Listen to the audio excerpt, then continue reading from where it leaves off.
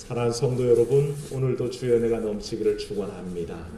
오늘은 특별히 한국 전쟁 기념이자 남북한 민족 화해 주일로 지키게 되었습니다. 그래서 말씀의 제목을 하나님이 보호하사 우리나라 만세라고 그렇게 정해 보았습니다. 잘 알다시피 애국가의 한 소절이죠. 저는 아직도 TV나 이렇게 보다가 경기장에서 태극기가 올라가면서 동해물과 하나님이 보호하사는 왠지 모르게 가슴이 뭉클하고 가끔씩 눈물이 찔끔 나기도 합니다. 그만큼 이 고백이 우리 우연인지 필연인지 그리스도인들에게는 굉장히 신앙 고백과 같은 그런 내용이 아닐까 생각합니다. 우리의 개인의 삶을 인도하신 하나님이실 뿐만 아니라 이 나라와 민족의 역사도 주관하셨다는 그 고백, 이 반만년의 역사를 하나님께서 인도하셨고 보호하시고 주장하셨다는 그 고백이 담겨 있기에 이 애국가 가사는 참 우리 크리스찬들에게 또 우리 민족에게 중요한 고백 같습니다. 말씀을 시작하기 전에 이 고백 속에 담겨 있는 논쟁을 좀 먼저 짚고 넘어가려고 합니다. 불신자와 그리스도인들 사이에 이 하느님이 보호하사라는 말 가지고 굉장히 논쟁을 벌입니다. 그리스도인들은 이 곡을 부를 때마다 이 소절에 가면 뭐라고 고백합니까? 하나님이 보호하사라고 얘기하고, 안 믿는 사람들은 곧 죽어도 하나님 아니다, 하느님이다, 그렇게 고집을 피웁니다. 그렇게 이 문제가 사실 정리가 안 되면요 오랫동안 논쟁할 수밖에 없는데, 오늘 설교를 듣는 여러분들은 이 문제를 오늘 다 정리를 하십시오. 그래서 더 이상 논쟁이 필요 없는 얘기인데 계속 그렇게 논쟁이 됩니다. 비신자는 기독교가 말하는 하나님이 아니라 우리 고래로부터 내려오는 하늘님으로 하느님이다, 그렇게 주장하고, 아니다, 우리 기독교인들은 이건 하나님에 대한 고백이다, 그래서 하나님이다, 그렇게 바꿔 불러야 된다고 주장을 합니다만, 하나님이냐 이 논쟁 속에 양측의 억측이 포함되어 있습니다. 억지 주장이 포함되어 있는 내용이라는 것을 먼저 전제를 두고 얘기를 해야 되는데, 먼저 우리 기독교인들이 얘기하는 억측을 먼저 살펴보려고 합니다. 기독교인들의 주장은 불신자들이 고집하는 하늘님으로서의 하느님이 아니라 우리 기독교가 믿고 있는 그 하나님이라고 주장을 합니다. 이를 위해서 살펴봐야 될 것은 먼저 한국교회에 성경이 들어올 때 어떻게 번역됐나를 먼저 살펴봐야 하는데요. 성경이 번역되면 어느 나라도 항상 성경을 번역할 때는 신명, 하나님의 호칭을 어떻게 정할까를 중요하게 생각합니다. 그래서 하나님에 관해서 얘기할 때에 예를 들자면 그 구약의 첫 구절 창세기 1장 1절을 보면 블레시드 바라 엘로힘이라고 되어 있거든요. 그럼 우리는 뭐라고 번역되어 있습니까? 하나님이 태초에 세상을 창조하셨다라고 그렇게 번역이 되어 있잖아요. 엘로힘이라는 그 하나님 일반 명사를 우리나라는 하나님이라고 번역합니다. 그러면 어떨까요? 중국은 뭐라고 번역할까요? 중국 성경에는 상제라고 번역이 되어 있습니다. 한자어로 그렇게 써져 있습니다.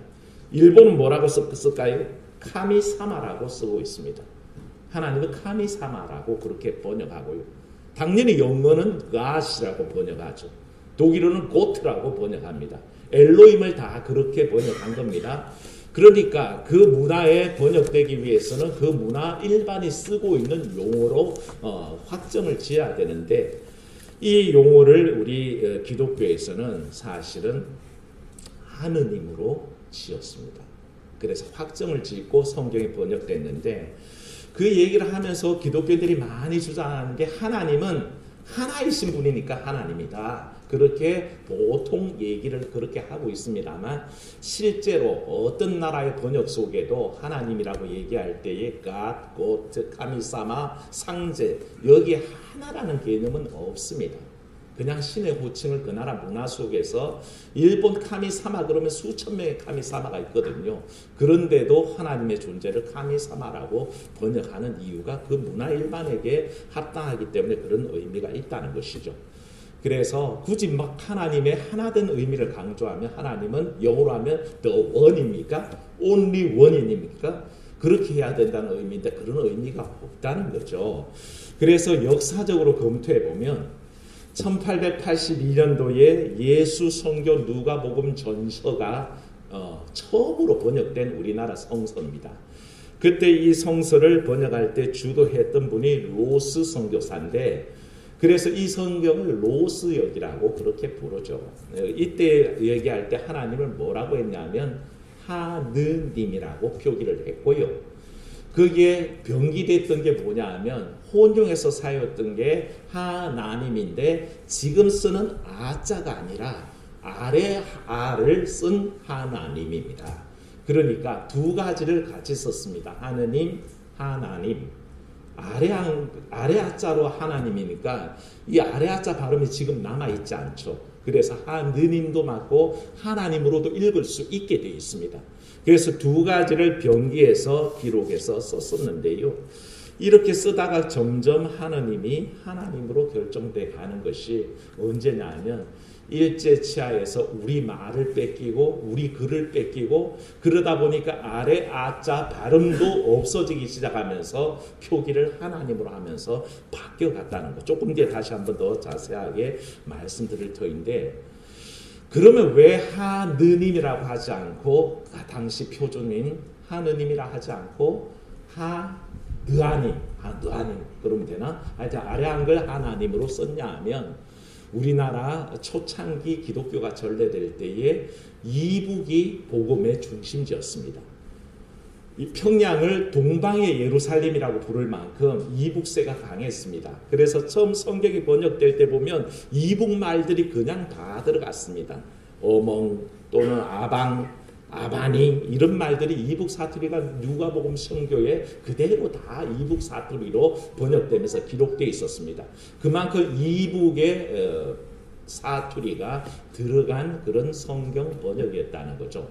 그래서 우리 심집사님과 아까 기도할 때 아버지 이러는데 그게 뭐 사실은 원래 이북 분들이 하나님을 부를 때 아버지 하던 그게 전해져서 우리도 지금 남한에서 북한 말인처럼 아버지 그렇게 하는데 실제로 그렇게 불렀던 말들입니다. 이런 경험들이 1887년에 예수 성교 전서가 번역될 때 똑같은 경향으로 그대로 나타납니다. 그때 문제가 뭐냐면 이때가 로스역입니다. 로스 목사님이 존 로스 선교사가 주도하면서 여러분도 들어봤겠지만 이영찬, 백홍준, 서상윤, 이성아 이런 분들이 이 번역 작업에 같이 참여를 했었습니다. 그때의 역보는 뭐였냐면 중국 성경입니다. 중국 성경을 놓고 이 중국 성경을 바라보면서 한국말로 번역을 하고 이걸 선교사님이 헬라어로 헬라 성경과 영어 성경으로 감수를 합니다. 그래서 우리 한국말에 맞는 직역을 해나가는데 한 가지 예를 들려면 중국 성경에는 하나님 뭐라고 돼 있었다고요? 상제라고 돼 있잖아요. 이 상제라고 돼 있는 말에 대해서 우리말에는 어떤 말이 있을까라고 찾아나가는 그런 작업을 하는데 예를 들면 이런 겁니다. 낙타가 바늘귀로 통과하지 못한다. 이걸 성경에 번역할 때에 중국 성경에는 바늘구멍이라고 돼 있습니다. 이 한자어로 어떻게 썼는지 제가 잘 모르겠는데 이 바늘구멍이라고 쓴 것을 이제 번역해서 바늘구멍이라고 한자를 보고 우리나라 사람이 바늘구멍 번역을 해놓으면 선교사님들이 헬라어를 보고 영어 성경을 보고 바늘구멍이 아니라 바늘눈이라고 헬라 뜻은 바늘눈이거든요. 그렇게 번역을 해놓다가 한국 사람들은 그럼 바늘눈을 뭐라고 쓰느냐? 뭐라고 쓰죠? 바늘귀라고 쓰죠. 우리는 바늘눈이라고 그러지 않습니다. 바늘귀라고 씁니다. 그래서 바늘구멍이라고 된 한문 성경이 최종적으로 딱 쓸 때는 바늘귀라고 번역해서 딱 성경 말씀을 써놓는 거죠. 상제라는 것도 마찬가지입니다. 중국 성경을 보고 우리나라 사람들이 상제 이걸 뭐라고 번역할까 그러다가 택한 것이 뭐냐 하면 하늘님입니다. 그래서 더 이상 논쟁할 게 없습니다. 선교 초기 역사에 하늘이라는 개념으로 하느님이라고 우리가 다 지었고요. 이때 로스 선교사가 그 원칙을 얘기했습니다. 한국인에게 heaven, 하늘은 하날이라고 부르고 Lord라는 것은 님이라고 한다. 그래서 이 하늘님, 하늘님에 대해서는 모든 조선 백성들이 위에서 다스리는 분, 지상에서 가장 높은 분, 그렇게 알고 있는 단어다라고 정리를 하고 하나님이라는 단어, 엘로힘을 번역할 때 하늘님으로 기재를 한 거죠. 그게 줄임말이 뭡니까? 하느님이죠. 그러니까 지금 기독교인들이 억지 주장을 하면서 하늘님의 하늘이 아니다. 하나이신 하나님이라서 하나님이라는 것은 억지 주장입니다. 우리에게 처음 이 성경이 번역될 때에 하느님으로 번역한 이유가 하늘이라는 개념을 그대로 가져왔다는 것이 우리 선교 역사 속에 그대로 나와 있고요. 1910년도에 가면 게일 선교사가 다시 한번 게일역으로 성경을 번역합니다. 이 번역 작업에 참여했던 게 게일 선교사도 참여하고 언더우드 선교사, 원두 선교사님도 참여하고 그리고 한국위원으로서 주시경 박사, 그 당시 배제학당의 한글 전문 학자죠. 한글 학자인 주시경 박사가 그게 참여를 합니다. 그러면서 게일 선교사와 주시경 박사 속에 논쟁이 벌어졌고 그 질문 속에 그렇습니다. 그러면 주시경 선생, 도대체 한민족에게 있어 하느님은 무슨 뜻이냐라고 물었을 때에 주시경 선생님이 그렇게 대답합니다. 기독교인이었잖아요.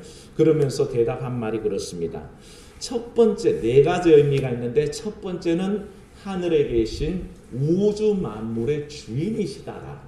그게 우리가 얘기하는, 우리 한민족이 얘기하는 하느님의 의미다.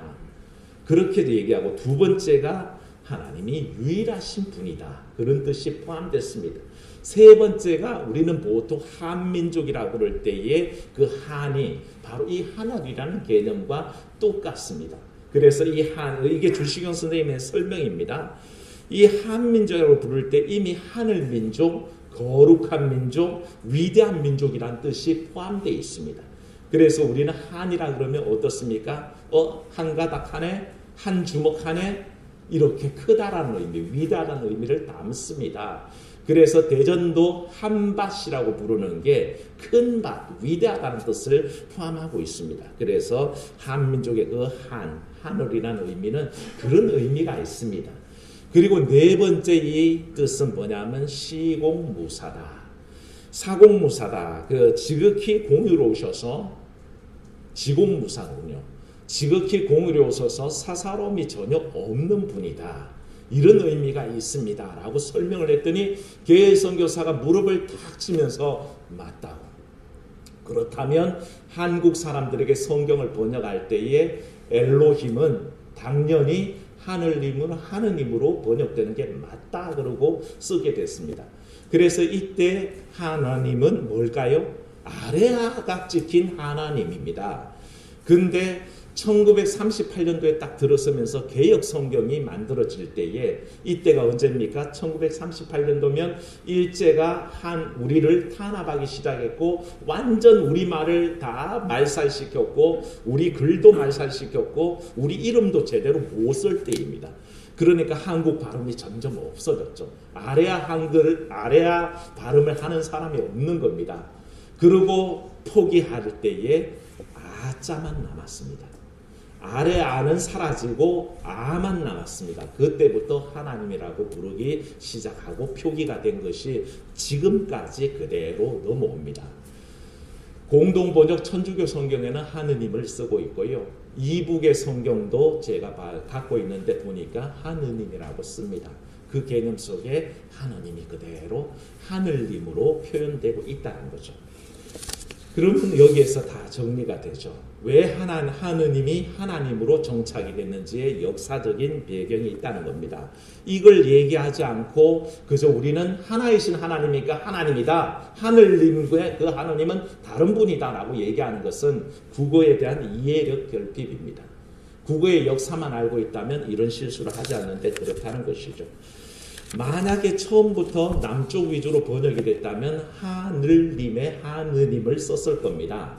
근데 우리나라 초창기 기독교 역사가 이북이 워낙 세있기 때문에 그 이북에서는 아래 아자를 찍은 하나님이 주로 쓰였던 겁니다. 그래서 그게 강세를 보였던 것을 알게 되고요. 평안도 사투리가 있었던 것인데, 그러므로 우리가 비신자들이 주장하듯이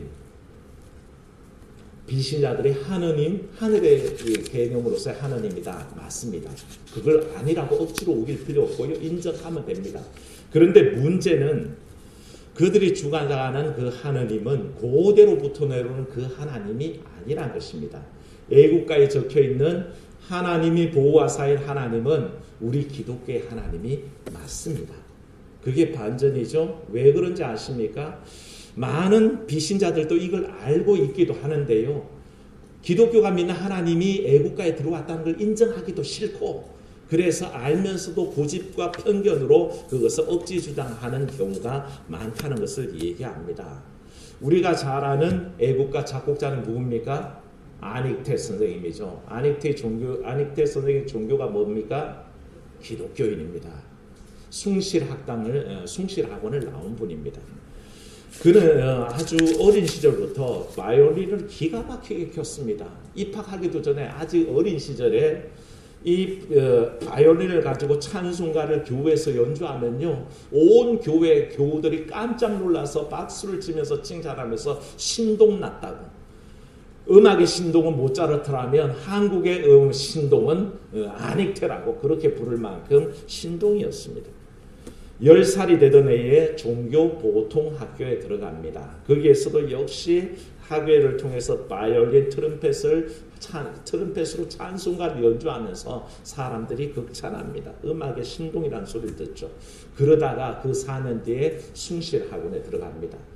그 당시에 숭실학교는 어떤 학교였냐면 한국 최초의 미션 스쿨이었습니다.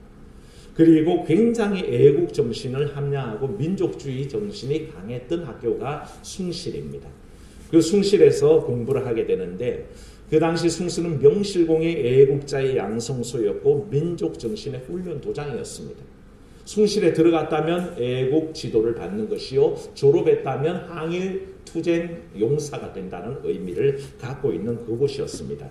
그곳에서 그는 계속해서 지금 우리가 부르는 애국가는 아니지만 일제가 애국가를 금지시켰는데도 숭실학교는 계속해서 애국가를 부르면서 민족 정신을 고취시키던 그런 교풍을 갖고 있었던 학교입니다. 그는 그 숭실에서 서양음악의 조예가 깊은 그 선교사님들의 음악적 소양을 다 흡수합니다. 그리고 음악적으로 대성하게 되는 거죠. 오케스트라 단원으로도 활동하고 음악부장으로서 각종 사경의 부흥회가 있으면 악기를 가지고 찬송가를 연주하는 일들을 힘썼는데요. 그가 고백하는 말과 그의 일생의 행적을 통해서 보면 한 번도 입에다가 유행가를 불러본 적이 없는 사람입니다. 오직 하나님만 찬양하는 도구로 자기를 드렸는데, 그의 신앙 고백이 이렇습니다. 내게 음악의 재능을 주신 이가 하나님인데 나는 오직 하나님의 영광만을 위하여 음악을 사용할 뿐입니다. 그게 그의 감정입니다. 그러므로 애국가를 작곡한 안익태의 사상적 배경은 어디 있을까요? 기독교입니다. 그가 이 곡 속의 코리아 판타지에 담았던 것은 하나님이 보호하시는 나라입니다. 그 개념을 갖고 작곡을 했었고요. 그럼 작사자는 어떻습니까? 애국가의 작사자로 지금 2명이 유력하게 거론됩니다. 사실은 계속 논쟁 중이긴 한데, 첫 번째가 도산 안창호 선생님이고요. 두 번째가 윤치호입니다. 윤치호는 친일 행적 때문에 논란이 있긴 합니다만, 두 분 다 도산 안창호 선생님은 장로교인이고요. 윤치호 선생은 감리교인입니다.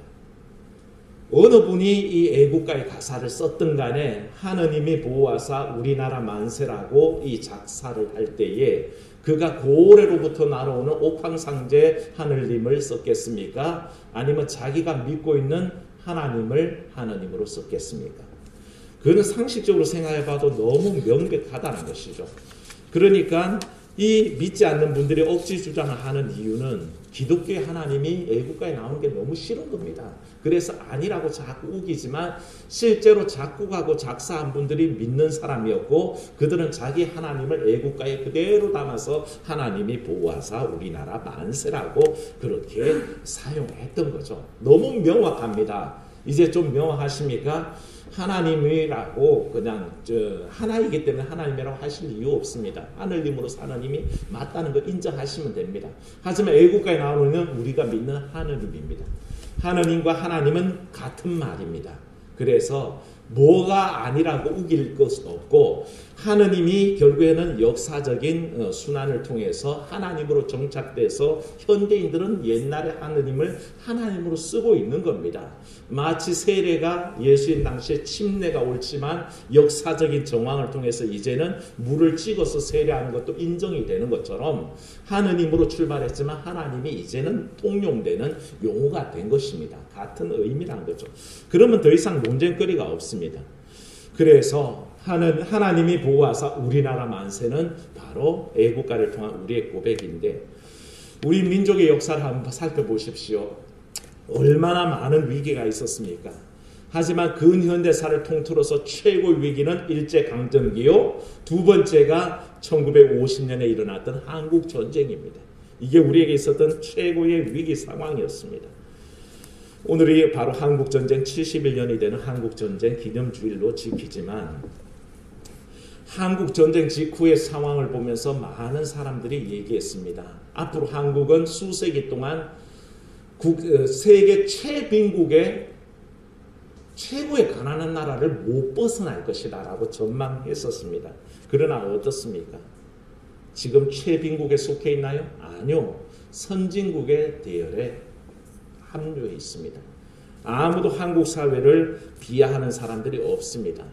오히려 한국 사람들이 마치 우리나라를 자꾸 낮추려고 하는데 실제로 국제적인 사회 속에서 한국의 위상은 그렇지 않습니다. 굉장한 위치에 올라서 있고요. 군사력 6위의 국가, 세계 수출 12위의 국가, 그리고 여권 공식력이 세계 2위인 국가입니다. 어디 가도 대한민국은 절대 꿀리지 않는 나라가 됐습니다. 한국 전쟁에 16개국이 참전을 했었죠. 그 몇몇이 미국, 캐나다, 영국, 프랑스, 벨기에, 네덜란드, 룩셈부르크, 그리스, 터키, 필리핀, 태국, 남아공, 에도피아, 콜롬비아, 호주, 뉴질랜드가 참전국입니다. 그렇게 16개국이 우리나라에 왔었습니다. 그들은 열심으로 우리나라의 자유를 도와주려고 애썼던 분들이죠. 그런데 그때 한국은 그들 눈에 불쌍하기 짝이 없었습니다. 그런데 어떻습니까? 지금 부르던 나라 중에 몇몇 나라는 오히려 우리가 동정하며 바라봐야 되는 나라도 생겼고요. 이미 많은 나라들은 우리나라가 벌써 추월했습니다. 그들보다 앞서 있는 나라가 됐다는 것이죠. 그게 지금 현재 우리 주소이고 수많은 나라를 추월해서 이제는 G7을 넘어서 G8의 일원이 될까 말까 하는 그런 전망을 보여주는 나라가 우리나라라는 것입니다. 그래서 그 비결이 뭡니까? 라고 저는 묻는다면요. 오늘 말씀을 통해 오늘 제목을 통해서 한번 얘기합니다만 한국 근현대사를 통해서 한국 사람은 자기들도 모르게 하나님이 보호하사 우리나라 만세를 신앙 고백처럼 하고 있었다는 것입니다. 알든 모르든 그렇게 고백되고 있었다는 것입니다. 세계 어떤 민족도 자신들의 애국가에 하나님을 언급하는 나라가 없습니다. 너무 드뭅니다. 미국요. 천교의 나라 미국인데도 하나님이 언제 언급되냐면 미국 애국가가 미국 국가는 4절까지 있거든요. 4절 갔어야 겨우 하나님에 대한 언급이 나타납니다. 1, 2, 3절은 열심히 성족이여 영원하라. 우리의 국가여 영원하라. 국가주의적인 국가를 부르다가 4절에 갔어야 자기들의 나라의 근거인 하나님을 언급하면서 그게 뭐라고 하냐면 우리의 좌우명은 하나님을 믿는다라는 국가 가사가 들어갑니다. 영어로 In God is our trust라고 되어 있는데 미국 달러 지폐에 보면 써져 있죠. In God we trust. 그게 미국 국가에도 나와 있는 말이고 미국 달러에도 나와 있는 말입니다.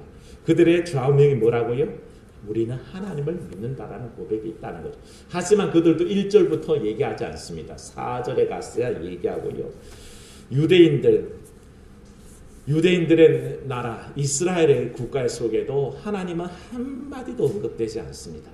제가 궁금해서 이스라엘 국가를 찾아봤더니 이 마음의 유대인의 영혼이 여전히 갈망하는 한, 저 멀리 동방의 끝을 향하여 시온을 향하여 바라보고 있는 한 우리의 희망은 아직 사라지지 않았네. 2000년간 이어져온 그 오랜 희망은 우리의 땅에 속박없는 나라를 세우리라는 그 희망, 시온과 예루살렘의 그 땅에 이렇게 노래가 끝납니다.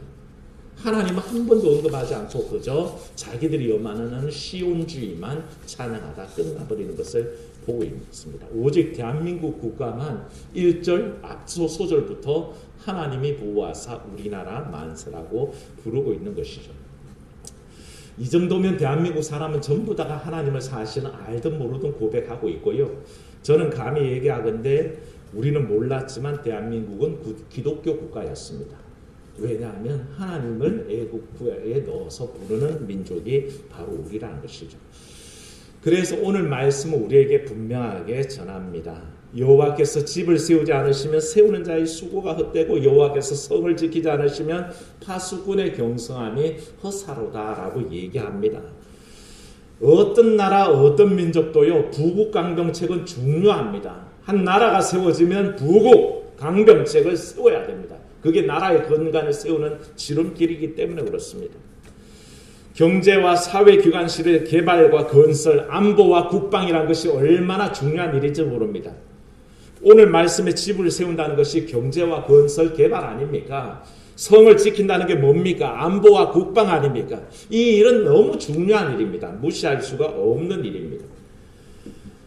그런데 성경은 말하기를 인간이 아무리 인간적인 수단과 방법 동원해서 집을 세우고 성을 지켜도 하나님께서 그 집 세워주지 않으면 헛것이라 그랬습니다. 아무리 나라가 개발 잘해보십시오. 부국강병책을 세워보십시오. 하나님이 허락하지 않으시면 아무것도 아니란 것입니다. 아무리 인간이 우수한 무기와 장비로 공방에 임한다 할지라도 하나님이 지키지 않으면 모든 수고가 수포로 돌아간다라고 얘기하고 있습니다. 이 놀라운 진리를 우리 5천만 남한 동포들은 지금까지 하나님이 보호하사 우리나라 만세라고 고백하고 있었으니 얼마나 놀라운 일입니까?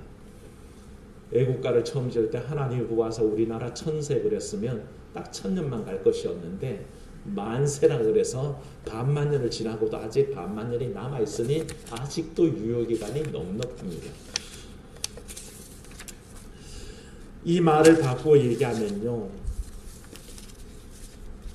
우리는 이 일을 심각하게 생각해야 됩니다. 이 말을 바꾸면 하나님의 보호하심을 거절하기 시작하고 하나님의 인도하심을 부인하기 시작하면 언제든지 망할 수 있다는 것입니다. 하나님이 보호하사 우리나라 만세라고 고백할 때는 우리의 길은 앞길이 창창합니다. 그런데 모두가 이것을 거절하고 이젠 아닙니다라고 얘기를 하기 시작하면 망조로 들어서는 것은 시간 문제라는 것입니다. 왜 지금까지 하나님이 보호하사 우리나라 만세를 듣고도 많은 우도론들은 이 일을 제기하지 않은지 아십니까? 일제시대 때 우리가 했던 선교사님들이 했던 교육과 의로와 수많은 한국 사회의 횃불처럼 활동했던 기독교를 알고 있기 때문에 하나님이 보호하사란 말에 거부감이 없었습니다. 당연하게 받아들였습니다. 암묵적으로 묵인하고 인정했다는 뜻입니다. 본인은 교회 안 다니면서도 자기 아내에게는 주일만 되면 빨리 교회 가, 왜 교회 안 가? 이렇게 보내는 이유가 뭡니까? 그 아내가 교회 가면 자기를 위해서 기도해주고 또 자녀들을 위해서 기도하는지 알고 있고 나라와 민족을 위해서 기도하는지 알고 있기 때문에 본인은 가지 않으면서도 부인은 교회로 떠다밀어서 보내는 일이 허다했어요. 왜 그렇습니까? 암묵적으로 알고 있었다는 것입니다. 하나님이 보호하사 우리나라 만세라는 걸 알고 있었다는 거죠. 그럼 왜 지금 이게 새삼 논쟁이 되고 문제가 되는지 아십니까?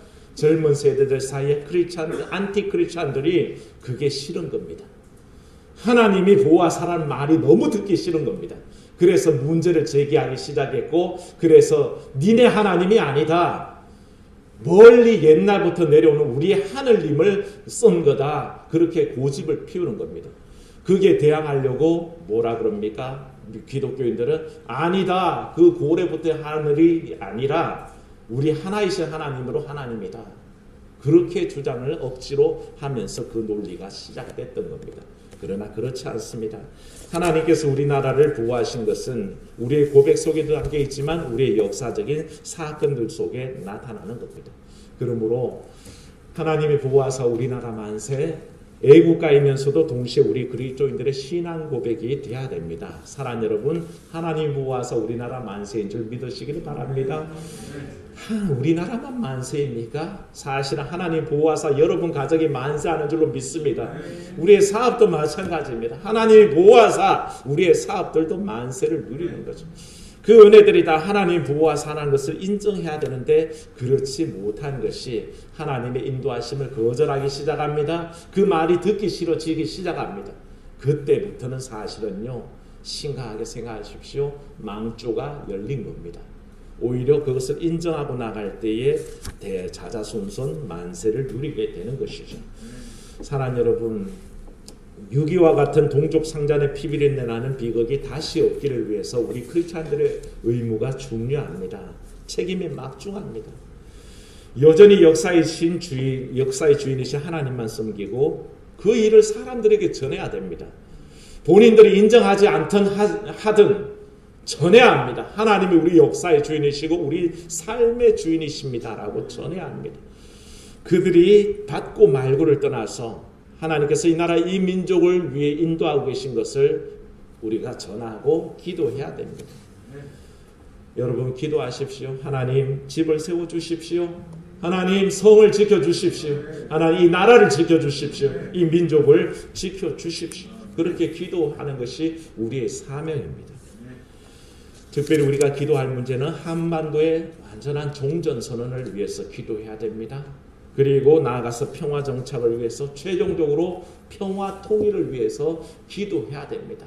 우리를 위해 바로 하나님께서 이를 위해서 세워주셨고 미리 선각자인 믿음의 사람들을 통해서 우리나라가 건국 이래 지금까지 사용하는 애국가에다가 하나님이 보호하사 우리나라 만세라는 문구를 삽입하고 있는 겁니다. 그 놀라운 하나님의 섭리를 생각하면서 사랑하는 여러분, 그야말로 하나님이 보호하사 우리나라 만세입니다. 그런 귀한 믿음 가지시고 나라와 민족을 위해서 기도하시기를 주의 이름으로 축원합니다. 은혜로우신 하나님, 알게 모르게 애국가의 가사 속에 하나님이 보호하사 우리나라 만세, 하나님이 보호하사 우리나라 만세, 이 귀한 고백이 담기게 하신 것 감사합니다. 하나님께서 지키지 않으셨으면 어찌 이 나라가 세워지며 하나님이 지키지 않으셨으면 우리가 어떻게 이 땅을 지켜왔겠습니까? 그 놀라운 섭리 가운데 지나왔음에도 많은 이들이 그 말이 듣기 싫어서 하나님의 보호하심을 거절하는 때입니다. 하나님, 믿음의 사람들, 하나님이 지키시는 이 나라를 기억하옵고 온전히 더욱더 기도하며 이 나라의 만세를 위해서 힘써 일하는 우리가 되게 도와주시옵소서. 무엇보다 바라건대 하나님의 보호하심을 의심하는 우리가 아니라 온전히 인정하며 우리의 삶을 전적으로 하나님의 보호하심 속에 맡길 수 있도록 인도하여 주시옵소서. 주 예수님 이름으로 기도하옵나이다. 아멘.